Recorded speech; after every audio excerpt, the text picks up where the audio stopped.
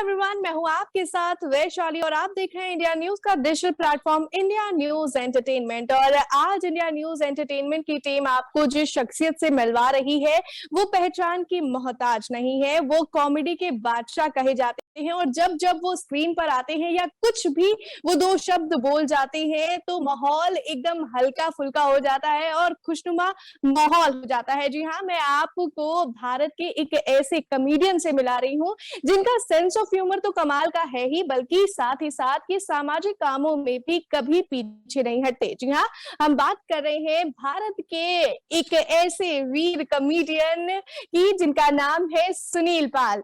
Sir, सबसे पहले तो आपका इंडिया न्यूज एंटरटेनमेंट की पूरी टीम की तरफ से स्वागत करते हैं। और आज हम ये कारवां शुरू कर रहे हैं कि हम अपने ऑडियंस को कुछ ऐसे शख्सियतों से मिलवाएं जो अपने काम में तो बेहतर है ही, साथ ही साथ जो रोजमर्रा के कामों में, साथ ही साथ सामाजिक कामों में भी अपना पूरा योगदान देते हैं। तो सबसे पहले तो आपका बहुत बहुत स्वागत है। Thank you. इंडिया न्यूज के तमाम दोस्तों को, देखने वाले तमाम दर्शक भाई बाप को मेरा प्रणाम, नमस्कार। आप सब जियो हजारों साल, यही तहे दिल से दुआ दे रहा है आपका लाल सुनील पाल। जी बिल्कुल, आपकी दुआ मिल गई है तो इंडिया न्यूज एंटरटेनमेंट की टीम इसी तरह से तरक्की के कीर्तिमान भी हासिल करती रहेगी।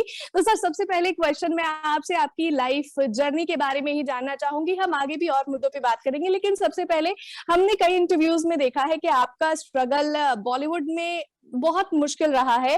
कोई जैसे गॉड फादर नहीं था आपका बॉलीवुड में, तो किस तरह से आपने अपनी पहचान बनाई? गॉड फादर नहीं था, लेकिन गॉड ही फादर था, फादर ही गॉड थे। कह सकते हैं कि जिस पिता ने जन्म दिया, छोटा सा गांव मुरसा, चंद्रपुर डिस्ट्रिक्ट, महाराष्ट्र और आंध्र प्रदेश का बॉर्डर, तो यू कैन से कि मेरे ऊपर दोनों बॉर्डर का असर है। मैं दिखने में आंध्र प्रदेश का लगता हूँ, साउथ का, और अंदर से महाराष्ट्र हूँ। और 1975 में जन्म हुआ था। उस साल देश की दो चीजें रिलीज हुई थी, एक फिल्म शोले और दूसरा सुनील पाल। और कभी जी। मैं मजाक भी करता हूँ कि मेरा जन्मदिन 2 मई है, तो लोग कहते हैं कि पैदा होने में किसी 9 महीना कोई लेता है, लेकिन मैं सेकंड में पैदा हुआ था, सेकंड में। फर्स्ट डे लेबर डे होता है, मजदूर दिवस, और दूसरे दिन ये मजदूर पैदा हो गया था, और तब से आज तक जनता को लेबर पेन दे रहा है। सर, लेबर पेन नहीं कह सकते इसको, आप पेन को रिलीफ करने का काम जरूर करते हैं। जो हम रोजमर्रा की जिंदगी में टेंशन है, दुख है, और जो माहौल आजकल चल रहा है, हमने 2 साल कोरोना के देखे हैं और उस दौरान भी आपने ऑडियंस के साथ साथ पूरे देश भर को हंसाया है। कैसा रहा पूरा सफर? कोरोना का, लॉकडाउन का, लॉकडाउन के दौरान आपने अपनी तरफ से हर किसी का मूड लाइट लॉकडाउन में दरअसल मैं तमाम दोस्तों के टच में था, हमारे सारे दोस्तों के टच में, और सब मुझे भी मेरा हालचाल पूछ रहे थे, मैं भी उनका पूछ रहा था। लेकिन एक जुमला फिक्स हो गया था, मैं किसी से पूछता था हाउ आर यू, तो लॉकडाउन में कहता था सामने वाला कि सेम टू यू। सबकी हालत एक जैसी थी, बच्चे साहब भी मुझसे लेके सब लोग एक जैसे थे। लेकिन उस बीच में मैंने दोस्तों की सबकी राय ली और मैंने एक फिल्म की स्टोरी लिख दी, लॉकडाउन टू अनलॉक। तो उस कोरोना काल में जो भी हुआ, चाहे किसी भी तबके के साथ में, जैसे कि मैंने कहा सेम, सब अमीर हो या गरीब हो, सब एक जैसा मामला था सबका। तो लॉकडाउन टू अनलॉक ये फिल्म मैंने बनाई। उस बीच में मैंने शूट भी कर लिया। मुझे काफी दोस्तों का सपोर्ट रहा उस फिल्म में। गणेश आचार्य जी हैं, विजय पाटकर जी हैं, आशुतोष कौशिक जो बिग बॉस के विनर है वो है, राजकुमार कनौजिया है, एहसान कुरैशी है। गाने इसमें सोनू निगम साहब ने गाए हैं, शाहिद मालिया, शबाब साबरी, सना अजीज, मोहम्मद अजीज साहब की बेटी। और इस तरह से ये छोटा सा पैकेज तैयार हुआ जो शेमारोमी पर ये फिल्म स्ट्रीमिंग की जा रही है, लॉकडाउन टू अनलॉक। इसके गाने बिफोर यू म्यूजिक पर चल रहे हैं। तो इस तरह से फिर हमने लॉकडाउन का कह सकते कि उस पीरियड में अपने आप को बिजी रखा, एंगेज रखा। और आई एम श्योर सभी लोगों ने अपने आप को अपने क्रिएटिव लेवल पर कहीं ना कहीं बिजी रखा होगा, जो कि बहुत अच्छा और बहुत पॉजिटिव साइन हुआ था। क्योंकि अगर आप अपने काम से पॉजिटिव रखते थे तो कोरोना पॉजिटिव होने के चांसेस कम थे। जी, बिल्कुल, हमें उस दौरान बहुत पॉज़िटिव रहना था और सर अभी हम कोरोना के दंश से पूरी तरह से बाहर निकल भी नहीं पाए हैं, लेकिन एक और नए वायरस की एंट्री हो गई है, ओमिक्रॉन। उस ओमिक्रॉन। पर आप किस तरह से फैन्स को अपने कॉमेडी भरे अंदाज में उनको समझाना चाहेंगे कि भैया शांत हो जाएँ और सावधानी बरतें, अब नया वायरस और आ रहा है? वो कह रहा है दक्षिण अफ्रीका से जो आ रहा है, अरे जी। दीवानो मुझे पहचानो, दक्षिण अफ्रीका से आया मैं हूँ omicron, omicron, omicron, omicron. Omicron ji, लेकिन बिल्कुल। ओमिक्रॉन हमारे हमारे हिंदुस्तानियों का कुछ नहीं बिगाड़ सकता, क्योंकि हमारे लिए जी। ओम ही क्रोम है, जी, बिल्कुल। ओम ही बिल्कुल, क्रोम है। बिल्कुल। तो हम तो जहाँ पर इस माहौल ईश्वर में का भी नाम जहाँ हमें जुड़ जाता बिल्कुल है, पॉज़िटिव रहना है। तो दक्षिण अफ्रीका हो या कहीं का फ्री का हो, कोई फ्री की चीज़ हम पर असर नहीं कर सकती, क्योंकि हम सब लोग साम, दाम, दंड, भेद और मन से काफ़ी कीमती है, काफ़ी अनमोल है। जी सर, हमने देखा है कि आपकी जो भी जर्नी रही है, आपने स्ट्रगल तो किया है लेकिन आपको पहचान भी मिली है, अचीवमेंट्स भी मिली है और अभी हाल ही में आपको दादा साहब फाल्के आइकॉन अवार्ड से भी नवाजा गया है। पिछले हफ्ते की ये बात है, तो कैसा आपका अब तक का सफर रहा अचीवमेंट्स का और सब चीज़ों का? मेरा ऐसा मानना है कि जो हमें सम्मान देता है, उसको मैं बहुत प्रणाम करता हूँ। मैंने हमेशा कहा है कि वो मुझे मानता है, ये उसकी महानता है। वो मुझे जी, मानता है, ये उसकी महानता है, क्योंकि सामने वाले के अंदर वो गुण होते हैं कि वो हमारे गुणों को पहचान सकते हैं, क्योंकि हमारे अंदर तो जैसे एस डी बर्मन साहब ने कहा, मन की किताब से तू मेरा नाम ही मिटा देना, गुण तो न था कोई भी, अवगुण मेरे भुला देना। लेकिन आजकल मन की किताब नहीं, फेसबुक की किताब चल रही है, फेसबुक चल रहा है। जी। फेसबुक के प्लेटफॉर्म से मेरा नाम ही मिटा देना, क्योंकि वहां पर अवगुण जो है, गुणों में भी अवगुण ढूंढे जाते हैं। तो ऐसे में अगर आज के ज़माने में कोई अगर आपके गुणों को समझता है, आपको सम्मान देता है, तो मैं उसको सम्मान इसलिए देता हूँ और कहता हूँ कि सम्मान वही दे सकता है, जिसके पास सम्मान होता है। तो जी, ऐसे सम्मान देने वाली जितनी जितने भी हमारे दोस्त हैं या सीनियर्स है और सभी जो हमें अवार्ड देते हैं, रिवॉर्ड देते हैं, मैं भगवान से उनके लिए प्रार्थना करता हूँ कि उनका सम्मान दिन प्रतिदिन बढ़ता रहे, ताकि वो लोगों को सम्मान देते रहे और समाज में ये मैसेज पहुंचाए कि सम्मान देने से बड़ा कोई मान नहीं होता। जी, सर आपकी लाइफ जर्नी के बारे में हम आगे भी बात करेंगे, लेकिन आप मुंबई माया नगरी में रहते हैं और माया नगरी में रोज़ाना या हम यूँ भी कह सकते हैं कि हर सेकंड बदलाव होता रहता है, कोई नई कंट्रोवर्सी सामने देखने को मिल जाती है। तो ये जो और मैं सबसे पहले बात करूँगी कि मुंबई में आपकी एक शेरनी रहती हैं, जो जिन्हें हम कंगना रनौत के नाम से जानते हैं, तो कंगना रनौत के बारे में आप क्या कहना चाहेंगे? उनकी जो शख्सियत है उनको आप किस तरह से समझते हैं और कॉमेडी भरे अंदाज में आप किस तरह से कंगना जी को मैसेज देना चाहेंगे? कंगना रनावत को मैं कहता हूँ के कंगना रनावत नॉलेज। जी, बाकी बाकी तो यही है कि कंगना रनावत के बारे में पहले भी गाने बने हैं जी। कि कंगना ओए होए कंगना, मेरी नींद चुरा के ले गए गोरी तेरे कंगना, कंगना। तो गोरी भी है और कंगना भी है, हर किसी की नींद और चुरा के लोगों ले की जाती है। नींदें भी चुरा यस। रखी है। सर हमने हाल ही में आपकी ना इंस्टाग्राम पर एक पोस्ट देखी थी जिसमें आपने वीरदास और मुनव्वर फारूकी के फैंस के लिए कुछ मैसेज दिया था। उस वीडियो के बारे में हमारी ऑडियंस बताएं।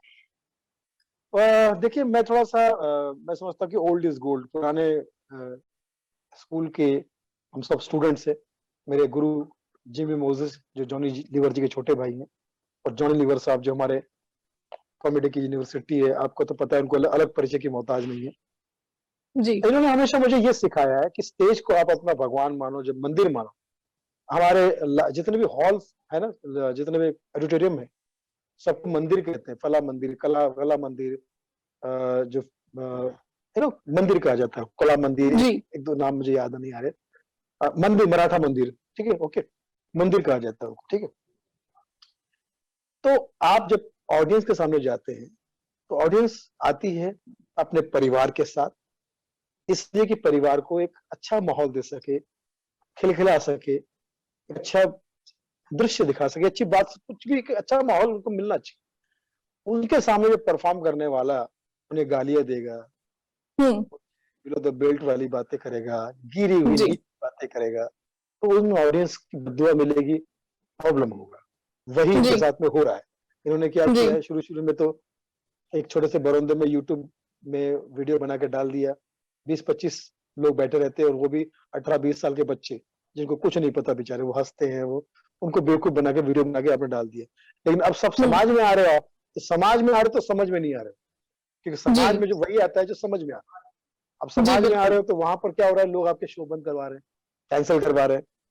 जी। विदेश में भी आप अगर जाके, जैसे आपने शुरू में कहा कि वीर कॉमेडियन, कॉमेडियन वीर भले ना हो, लेकिन वीरदास भले ही वो भारतीय मंच के वीर है, लेकिन वो विदेश के मंच के दास बन के रह यहाँ गए, वीर उनके बन गए, नाम वहां की। दास बन गए, बिल्कुल। हाँ बिल्कुल। तो मैं ये कह रहा हूँ कि हमें जो सबक मिला है, जो हमें जो सिखाया गया कि दिल, दिमाग, आंखें, आवाज, नेचर, नियत और कंटेंट। दिल, जी। दिमाग, आंखें, आवाज, नेचर, नियत और कंटेंट, ये आपकी 7 चीजें जो है, अगर साफ है, दिल, दिमाग, आंखें, आवाज, नेचर, नियत और कंटेंट अगर साफ है, तो आपको पब्लिक का साथ मिलेगा और 7 जन्म तक मिलेगा और आपके साथ हमेशा रहेंगे। वरना अगर आपने साथ नहीं रखा तो 7.5 शुरू हो जाएगी, जो इनकी हो चुकी। तो मैं ये कहता हूँ कि आपको ऐसा कंटेंट लाना चाहिए जो, जिसमें कलाबाजियां हो, जिसमें कलाकारी हो, जिसमें माँ सरस्वती का आशीर्वाद हो, कुछ कुछ ऐसी चीजें जो लोगों को सुनने में स्मूथिंग लगे, हार्श ना जी हो, बिल्कुल। गाली गलौज से। ये सब मैंने एक जोक बनाया था कि बचपन में एक शराबी आता था, बेवड़ा, टिपिकल बेवड़ा, पूरे मोहल्ले में गालियां देता था, लोग हंसते थे और बाद में उसको भगा देते थे। तो वो शराबी जाते जाते कहता था कि अभी तो हंस रहे थे और अभी मुझे मार के भगा रहे हो, मेरा श्राप है दोनों हाथ से। एक टाइम ऐसा आएगा जब मेरी नाजायज औलादे ऐसे ही बेवड़े की तरह गाली गलौज करके स्टेज पे परफॉर्म करेगी और तुम लोगों की नाजायज औलादे टिकट खरीद टिकट खरीद के उनको देखने जाएगी। और वही हो जी। रहा है, उस बेवड़े की बद्दुआ लगी है एक्चुअली देखा जाए। जी। जितने भी जो है ना वो बेवड़े की नाजायज औलाद है, वो जो सुन रहे देख रहे, वो उन्होंने जो मार के भगाया था उनकी नाजायज औलाद। तो 100 में से सर, 100 में से 80 हमारे यूथ जो है वो बहुत अच्छे हैं, बाकी यूथ जो है वो भूत है। उनको थोड़ी सी दिशा की जरूरत है, और वो दिशा भी आप जैसे सीनियर्स दिशा अगर देखिए क्या है, इंडस्ट्री में रहेंगे। दिशा और सेल्फ सेंसर जो है वो आपके अपने हाथ में होता है। आप अनाज खाते हो, आपको सब पता होता है, उसके जी। बावजूद भी आप भटकना चाहते हो तो भटको, उसमें कौन क्या कर जी। लेगा। यहाँ तो जी उल्टा हो बिल्कुल रहा है बिल्कुल। कि महेश भट्ट की बेटी सही रास्ते में जा रही है और दूसरों के बेटे भटकी हो रहे, दूसरों के बच्चे भटके हो रहे। जी। जी, जी, जी। सर, मैं आपसे यहाँ पर एक और सीरियस क्वेश्चन ये पूछूंगी कि आप भी भारतीय हैं और आपको भी भारत से पहचान मिली है और आपने भी भारत का नाम कई मंचों पर रोशन किया है। तो एक भारतीय कॉमेडियन होने के साथ-साथ आप जो इस तरह की कॉमेडी और जिस तरह का अडल्ट कंटेंट आजकल हँसाने के लिए लोग इस्तेमाल कर रहे हैं, उसे किस तरह से देखते हैं? वो काम ही नहीं है, वो तो आतंकवाद है, वो तो एज गुड एज आतंकवाद है। जो लोग देख रहे हैं बेचारे वो तो मासूम है, उनमें से बहुत सारे लोग मासूम, कुछ बदमाश भी है जो देख रहे हैं, लेकिन कुछ मासूम भी है। लेकिन ये जो कंटेंट में जो गाली गलौज की जा रही है, चाहे लड़का हो लड़कियां, लड़कियां भी इसमें बढ़ चढ़ के हिस्सा ले रही है। बस जी। बहुत शर्म की बात है, हमारे देश में नारी का सम्मान किया जाता है, नारी को पूजा जाता है और किसी भी नारी को आगे बढ़ने के लिए कोई नहीं रोक रहा है। आप जैसे कितना प्यारा एंकरिंग कर रही है, कल को आप प्रधानमंत्री बन जाए, राष्ट्रपति बन जाए, विदेश मंत्री बन जाए। हमारी सुषमा स्वराज जी जो है विदेश मंत्री थी, तो कुछ इंदिरा गांधी हमारी प्रधानमंत्री थी, और दैट टू उस समय 70s के जमाने, 80s के जमाने में। तो यहाँ कोई नहीं रोकता, खामो खा के ये जो औरतें मुद्दा बनाती है कि हम औरतों को आगे नहीं बढ़ने दिया जाता। और थोड़ा सा अगर आप ढील दे दो तो करती क्या है, इस खासकर मैं स्टैंड अप की बात करूं तो आप उठा के देख लीजिए, लड़कियां जो जिस टाइप के माइक पकड़ के जो बातें करती है, मतलब एक बदमाश और गंदी नाली का कीड़ा, गटर का बंदा भी ऐसी बातें अपने मुंह से नहीं निकालेगा जैसी ये लड़कियां निकाल रही है। आप आप बताइए कहां से ये नारी जाति का सम्मान है और कहां से ये, बल्कि औरतों को ही पकड़ के इन औरतों को होना चाहिए जो औरतों का नुकसान कर रही है। मतलब औरतों की इमेज खराब करने पुरुष नहीं कर रहा है, कोई नहीं कर रहा है, ये औरतें कर रही है। इनको करना सर चाहिए। जैसा अच्छा कि हम काम करने वाली जानते हैं कि महिलाओं को तो सभी मैं को प्रणाम करता हूँ अभिव्यक्ति की और मैं आजादी समझता हमारे संविधान में दी गई है, तो ये उनका हम व्यक्तिगत मुद्दा उन पे छोड़ देते हैं, लेकिन हम अपने ट्रैक पर वापस लौटते हैं। हमारा आज का माहौल है कि हमारी ऑडियंस को हमें हंसाना है, गुदगुदाना है, तो उसी अंदाज में आपसे चाहूंगी कि आपकी लाइफ में अब तक का कोई ऐसा फनी किस्सा जो आप चाहकर भी भुला नहीं सकते और फैंस के साथ आप शेयर करना चाहते हो। बचपन में मैं डबल रोटी बेचता था। डबल रोटी पता है ना आपको, जैसे पाव यहाँ पर कहते हैं ना, ऐसे गाँव में हम डबल जी। रोटी कहते हैं। तो सुबह हम्म। मेरी स्कूल, दोपहर में मेरी स्कूल होती थी। सुबह के टाइम में मेरा था कि मैं डबल रोटी पूरे मोहल्ले में जाके बेचता था। डबल रोटी लो, डबल रोटी चाय के साथ में लोग पीते थे, ठीक है ना। हम्म। तो डबल रोटी बेचता था मैं। तो एक शराबी सुबह सुबह चाय की जगह पता नहीं उसने क्या पी लिया था। मुझे बोल रहा है, बे इधर आ, क्या बेच रहा है बे, क्या बेच रहा है? तो कहा, डबल रोटी। साले, यहाँ महंगाई के जमाने में इंसान की इतनी औकात नहीं कि सिंगल रोटी खरीद सके। तेरी डबल रोटी कौन खरीदेगा भैया? और एक बार मैं शुरू में सोनू निगम साहब के साथ बहुत सारे शोज कर चुका हूँ। वर्ल्ड टूर कर चुका हूँ, लाइव शोज कर चुका हूँ, बहुत सारे बिफोर लाफ्टर चले। सोनू निगम साहब हम्म। मेरे एंकरिंग के और कॉमेडी के, खासकर एंकरिंग के मेरे गुरु हैं। वो मुझे बहुत सिखाते थे, बताते थे और बहुत प्यार करते थे। लॉकडाउन टू अनलॉक में भी उन्होंने गाना गाया। मेरी पहली फिल्म भावनाओं को समझो में भी उन्होंने गाना गाया। तो बहुत पूरा परिवार, परिवार निगम जो है, वो निगम परिवार जो है मेरा, मेरे लिए निगम परिवार जो है मेरे लिए परिवार निगम है। तो तो मैंने उनके साथ बहुत सारे शोज किए। और एक दिन मुझे कुमार शानू साहब का शो आ गया एंकरिंग के। लाफ्टर चलने से पहले बात कर रहा हूँ। स्टेडियम खचाखच जी। भरा हुआ है। अब कुमार शानू साहब की एंट्री होने वाली है। लेकिन मैं, जैसे आपको, आप एंकर है, आपको पता ही होगा ये सब चीजें हम गुजरते हैं कि जो हमें रटा रटाई जो बात होती है वो हमारे जहन हाँ। में ज्यादा आती है। तो मैंने स्टेज पे, अब कुमार शानू की एंट्री होनी बाकी है। शानू तो स्टेज पे खड़े हैं एकदम तैयार के लिए, और मैं उनका एंकरिंग कर रहा हूँ। दोस्तों साथियों, अब दिल थाम बैठिए, गुल खिले गुलशन खिले, अब गुलजार की बारी है। हम सबको जिस फनकार के इंतजार है, उस फनकार की बारी है। आप सबका दिल, हिंदुस्तान की जान, प्लेबैक सिंगरों की शान, आपके बीच में आ रहा था one and only Sonu Nigam. तो यहाँ पे आपको बाद में सुन रियलाइज। ले बेटा, सुन ले बेटा, सुन। अब मुझे काटो तो खून नहीं। हम्म। अब यहाँ पे कुमार शानू साहब वेट कर रहे हैं, पब्लिक भी। सोनू निगम भी जिनको अपना गुरु मानते हैं, ऐसे the one and only Kumar Sanu. Sanu तो आए, वो बहुत ताली वाली बजे, बाद में मुझे बोलते कि साले तूने मुझे, मैं बोला, दादा माफ करना, क्या है, सोनू भाई के साथ में मैंने 100-200 शोज कर लिए, तो वो उनका जबान पे चढ़ा हुआ था नाम। लेकिन कैसे संभाला? बोले संभाला, अच्छा, वेरी गुड, अच्छा संभाला। तो ऐसे कभी कभी लाइव हमारे साथ में ऐसे हो किससे हो जाते हैं। जी एंकर लेकिन साहब आप आपने बोलिए। संभाला इस चीज को बहुत अच्छे तरीके से सर। ये हमें ये कह सकते हैं कि ये एक्सपीरियंस से ही अभी आती है उनके चीजें, उनके भले सामने ही मैं गाना आपने। गा दिया है, तभी उनके सामने गाया, संभाला है मैंने बहुत अपने फिल को जुबां पे, मगर सोनू का नाम आया था।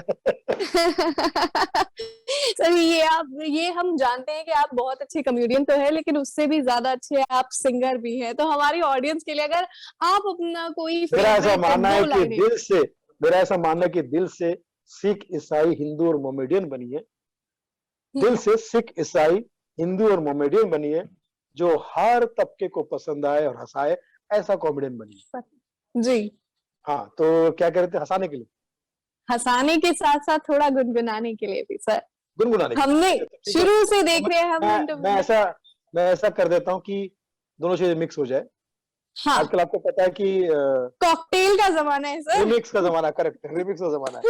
और आपको पता है रिमिक्स जो है ना, हम्म। एक जमाने में, अभी एक गाना है रिमिक्स का कि जुबिन नौटियाल ने रिमिक्स गाया, तुझे भूलना तो चाह लेकिन भुला न पाए। एक जमाने में गाना अताउल्लाह खान साहब ने गाया था, तुझे हम्म। भूलना तो चाह लेकिन भुला न पाए। लोग कहते थे यार ये अताउल्लाह खान है, क्या आवाज है, ऐसी आवाज में कोई सिंगर होता है क्या? बहुत हम्म। क्रिटिसाइज किया था उनको। अताउल्लाह खान हम्म। साहब से बद्दुआ निकली थी कि आज मैंने इतना अच्छा हिट गाना दिया है, उसके बावजूद मेरे गाने को क्रिटिसाइज कर रहे हो। मेरी बद्दुआ है, एक टाइम ऐसा आएगा कि यही गाना मुझसे भी बुरी आवाज में तुमको सुनने मिलेगा और सुनना पड़ेगा तुमको, और तुम हिट हिट बोलोगे, और वो बुरी आवाज होगी the one and only Sunil Pal की। तुझे भूल तुम्हें क्या लगा है? और, नहीं। और पता है एक और वो जो रिमिक्स करने के मास्टर जो है संगीतकार बाबजी, क्या नाम है उसका? बाबजी, क्या संगीतकार का नाम है? समथिंग कोई बाबजी है। बाबसी। म्यूजिक डायरेक्टर क्या नाम है उनका? बाबजी समथिंग, बाबसी। समथिंग कुछ बाबजी है, कुछ है, क्या है, कुछ बागजी कुछ है ना। तुम्हारा नॉलेज भी मेरी तरह ही है, एकदम बढ़िया है ना। सर कोई देखिए। कोई बंदा जो है टी सीरीज के ज्यादातर रिमिक्स करता है, तो गाने में भी जो है पुराने गाने जो है ये सोच के बैठे कि ये कम बखत मारा हमारा रिमिक्स करेगा ही करेगा, तो सोचते कि यार जितना हो सके बुरा ही करेगा, लेकिन थोड़ा कम बुरा करे। इसलिए वो बाबजी से कहते हैं कुछ ऐसा कर कमाल के रिमिक्स हो जाऊं, मैं किसी और का हूं फिलहाल कि तेरा हो जाऊं। ये गाना किसी और का है लेकिन तू अपने नाम करवाने वाला, लेकिन कुछ ऐसा कर कमाल कि रिमिक्स हो जाऊं, अच्छा रिमिक्स हो जाऊं। ये बाबजी को लोग पुराने गाने जो है रिक्वेस्ट कर रहे हैं। हाँ जी बोलिए। जी। जी सर, तो हम आपसे ये भी जानना चाहेंगे कि आपकी लाइफ में टर्निंग पॉइंट हम यूं कह सकते हैं जब आपने लाफ्टर चैलेंज 2005 में जीता, लेकिन उसके बाद आपकी अचीवमेंट्स बढ़ती गई और आप सफलता की सीढ़ियां चढ़ते गए और आपका नाम Guinness book of world record में भी दर्ज हुआ। तो वो किस्सा सुनाइए, वो पूरा सिलसिला कैसा था? वो ऐसा सिलसिला है बाबू की the great Indian laughter challenge, जो हमारे पंकज सरस्वत जी, जो हमारे डायरेक्टर, जिनकी वजह से हम सब कलाकारों को जो एक जमाने में फीलर हुआ करते थे, वो पीलर होने के कगार पे, खासकर कपिल शर्मा जैसे ग्रेट आर्टिस्ट की भी पहचान लाफ्टर जी। और भी तमाम जितने आपको पता है, आज टीवी पे सबसे ज्यादा अगर कोई चल रही तो स्टैंड अप कॉमेडी चल रही है, जी यूट्यूब पे कोई बिल्कुल। चल रही तो स्टैंड अप कॉमेडी चल रही है, फिल्मों में भी स्टैंड अप कॉमेडी ही की जाती है, लेकिन वो मानते नहीं है। ठीक, ओके, एनीवेज, तो जब मैंने स्टैंड अप कॉमेडी का ये खिताब मुझे आपके सबके आशीर्वाद से, परमात्मा की कृपा से, माता पिता के आशीर्वाद से मिला, तो मैंने वहां पे गुरुओं का धन्यवाद किया सबका, और एक हमारी पहचान हो गई। तमाम स्टैंड अप कॉमेडियन देश और दुनिया के सब मेरे दोस्त बन गए, सबका फैमिली रिलेशन हो गया। वो मेरे घर पे आते थे, मैं उनके घर पे जाता था। पाकिस्तान के कलाकार भी यहाँ आते थे, तो वो भी मेरे घर। खूब हम लोग कोई फोन आया था किसी तो मनहूस का, तो मैंने हटा दिया। अच्छे अच्छे टाइम में अगर कोई किसी का फोन आ जाए तो समझ जाओ कि कोई, मतलब आप नहीं चाहता कि वो आप खुशी से हंसी खुशी एंजॉय करो, किसी का आ जाए। एनीवेज, तो अब फिर मैंने सोचा कि क्या करें, तो मेरे दिमाग में आया जी। कि फिल्म बनाई जाए, और मेरा टाइटल काफी हिट हुआ था, भावनाओं को समझो। जी बिल्कुल। मैंने कहा फिल्म बनाते भावनाओं को समझो, और सारे दोस्तों को मैंने उसमें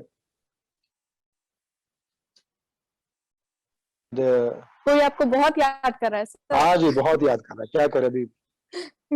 और उसको मैं काट रहा हूँ तो भी वो फोन कर रहा है, सोचिए आप कितना।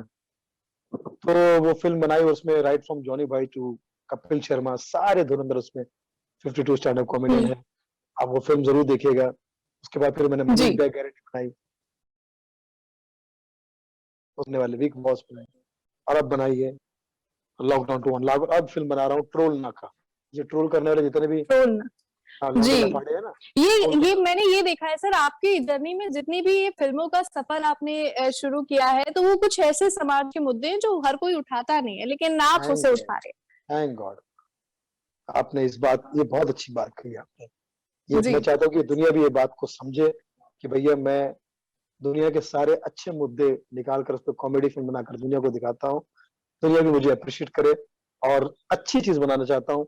वल्गैरिटी से बहुत दूर रहता हूँ, डबल मीनिंग से बहुत दूर रहता जी। हूँ, गंदगी से बहुत दूर रहता हूँ। और मेरा ऐसा मानना है कि काम पूजा है, और पूजा तो करना चाहिए, लेकिन ये जो कर रही है, इनको मैंने बोला यार काम पूजा है, तुम गाली गलौज क्यों करते हो? जी। काम तो करें। हम नास्तिक है, हम जिम्नास्टिक है। और सर ये चला अभी हाल ही में एक मूवी आई थी सफाईबाज द स्कैवेंजर, जिसमें जॉनी लीवर साहब और राजपाल यादव साहब थे इस फिल्म में। कौन सी वो भी फिल्म? एक ऐसा मुद्दा था। कौन सी फिल्म? सफाईबाज द सफाईबाज द ये स्कैवेंजर। फिल्म कब आई? मैं देखा नहीं, मैंने कब आई क्या फिल्म? ये अभी हाल ही में, अभी लास्ट मंथ ये फिल्म रिलीज हुई थी, जिसमें जॉनी लीवर साहब और राजपाल यादव साहब थे। और इस फिल्म का मेन मुद्दा यही था, उन्होंने देश के एक ऐसे मुद्दे को उठाया था जिसमें सफाईबाजों की बात हो रही थी, क्योंकि वो भी एक ऐसा मुद्दा है जहाँ पे वो एक ऐसा तबका है, वो मर जाते हैं सफाई करते करते, लेकिन समाज को उसकी सुध नहीं होती, सरकार को उनकी सुध नहीं होती। वो फिल्म भी एक ऐसा ही मुद्दा थी। और आप ही के साथी कलाकारों की तरफ से वो फिल्म बनाई गई थी, तो वो काफी अच्छी तरह से उसने परफॉर्म भी किया, काफी अवार्ड्स भी उसने जीते।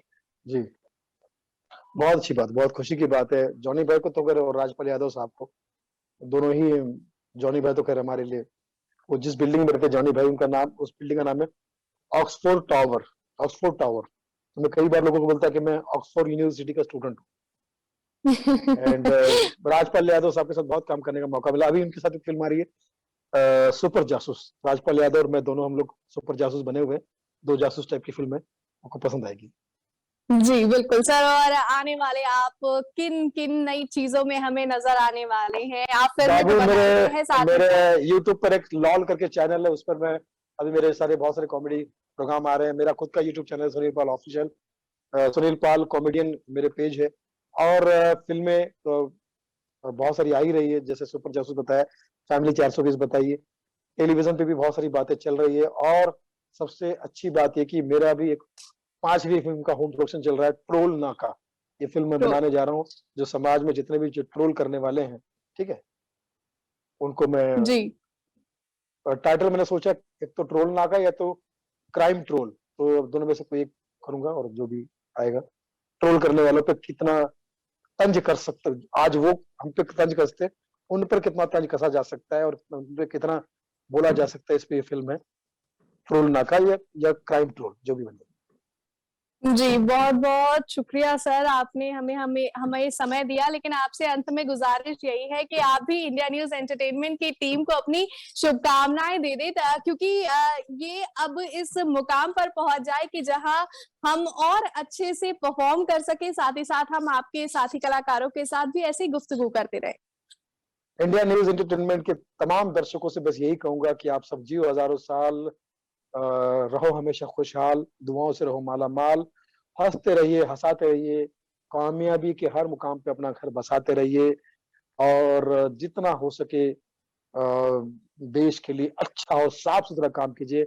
आप अपना काम ईमानदारी से कीजिए, आपको कुछ अलग से करने की जरूरत नहीं है। अगर आप अपना काम ईमानदारी से अच्छे से कर रहे हैं, तो देश की वैसे ही आप बड़े देशभक्त कहलाएंगे। यही सब कीजिए। और अपने दोस्त सुनील पाल को हमेशा याद रखिए। यूट्यूब चैनल सुनील पाल ऑफिशियल में सब्सक्राइब जी कीजिए, बिल्कुल। क्रिटिसाइज कीजिए, आप क्रिटिसाइज कीजिए, अप्रिशिएट कीजिए, लेकिन डिमांड करेंगे प्लीज हम सर। ट्रोल किसी को मत कीजिए, क्योंकि ट्रोल जो है जी बिल्कुल। उससे बड़ा पाप कोई नहीं है। और ट्रोल करना जो है, जैसे बोलते हैं ना कि, जैसे वो शेर था ना कि तू ऐसा मत कर, तू लड़की को मत छेड़, ये बड़ा पाप होगा, तू भी किसी दिन किसी लड़की का बाप होगा, है ना। जी बिल्कुल वैसे बिल्कुल। ट्रोल मत कर, ये बड़ा पाप होगा। ट्रोल में एक दिन कोई तेरा भी बाप होगा। जी जी जी, बहुत बहुत शुक्रिया सर, आज हमें अपना समय देने के लिए। और इंडिया न्यूज एंटरटेनमेंट की टीम की तरफ से आपको एक बार फिर से बहुत बहुत धन्यवाद। और आपको हमारी ये सेशन, खुशनुमा सेशन कैसा लगा है, हमें कमेंट सेक्शन में जरूर बताएं। और अगर आप भी चाहते हैं कि सुनील सर एक बार फिर से आए, हमें और हंसाए गुदगुदाए, तो हमें कमेंट सेक्शन में लिखकर जरूर भेज दीजिए। हमारी वीडियो को लाइक करें, शेयर करें और हमारे चैनल को सब्सक्राइब करना ना भूलें। Thank you, all the best.